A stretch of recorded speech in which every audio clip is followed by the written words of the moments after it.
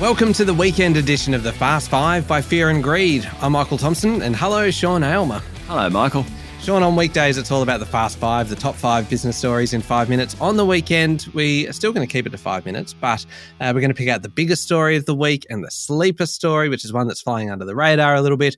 We're going to pick out the most remarkable story and then our favourite story to finish off. But let's start with the biggest story of the week. Can I go first on this one? Yeah, sure. Well, I think for me, the biggest story this week was actually the inflation data, because it seems that we're now past the peak. The worst of the inflation crisis is over. The consumer price index figures this week were slightly lower than expected, which is obviously good news. We're not out of the woods yet. It's going to take a long time for prices to come back down across the board. You've still got kind of food prices still rising and rent still going up, which pushes the cost of services up. But the cost of other goods like clothing and footwear and household kind of furnishings and petrol, that's all coming down. It is significant because it may give the Reserve Bank a reason to continue its pause on interest rates.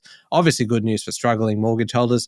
It's good news for the business community as well, because it signals that maybe inflation is kind of coming back under control, Sean.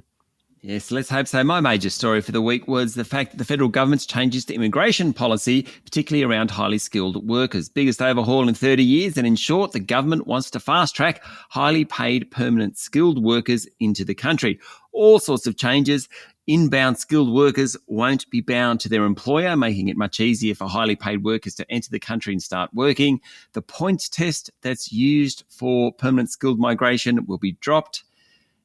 Underpinning the new rules is a 3-tier system. Basically, the more you get paid, the less paperwork you have to fill out. There'll be an increase in the minimum salary required for temporary workers. That means that you have to, if you're bringing someone in, you'll have to pay them at least $70,000, not $54,000. It's all about winning the global war for talent and having an immigration policy thinking about technology and the net zero carbon world, all that sort of stuff, rather than old world things like manufacturing. Anyway, big change this week. Yeah, that is a big, big story. All right, on to most remarkable. I've got a cracker for this one. Go on. It is all about Tesla and what's going on in the world of car makers at the moment. The electric vehicle manufacturer has shed more than a quarter of its value this month, Sean, which I find just remarkable. The company's fallen below $500 billion in market capitalization. Still obviously pretty good, but obviously shareholders aren't too happy with that. You've got Elon Musk wanting to cut prices and sell more vehicles, which means margins are wafer thin at the moment, hence the sell-off. The thing that makes this even more remarkable, though, is what else is happening within the industry.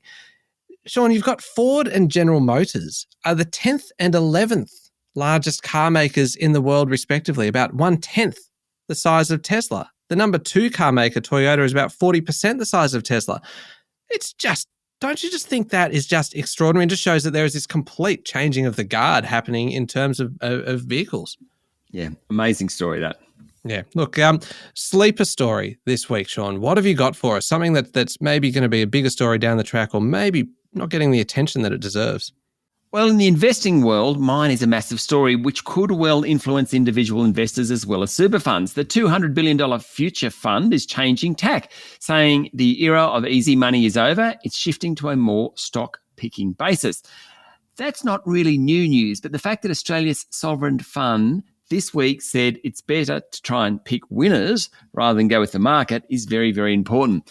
The Future Fund is among the country's biggest investors. 6 years ago, it shifted its share market exposure to low-cost index tracking strategies. Basically, if the share market went up, so too did the Future Fund's money. Now it's prepared to pay active fund managers to pick winners. Quite an amazing change in tack for one of the country's biggest investors. Yeah, that is a big story. Sean, favourite story for the week? What was it for you? It's got to be home prices. We find out next week how home prices performed during April.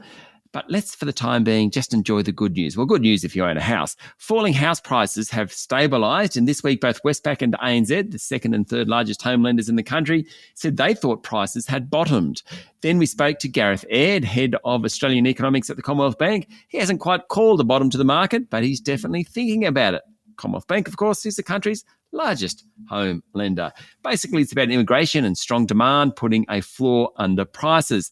Across the country, prices are down 9%, more so in Sydney and Melbourne. However, when you've got the big lenders saying house prices aren't going to fall much further, that to me is great news. Yeah, great news indeed. There we go, 5 minutes and pretty much everything you need to know in the world of business. Thank you very much, Sean. Thank you, Michael. We'll be back on Monday morning with the top 5 business stories in 5 minutes. Don't forget to hit follow on the podcast, and as well the Amazon Echo smart speaker range comes with Alexa built in. Simply say, Alexa, play the Fast 5 by Fear and Greed podcast to catch the latest episode. You can get yours now at amazon.com.au. I'm Michael Thompson, and this is the Fast 5 by Fear and Greed.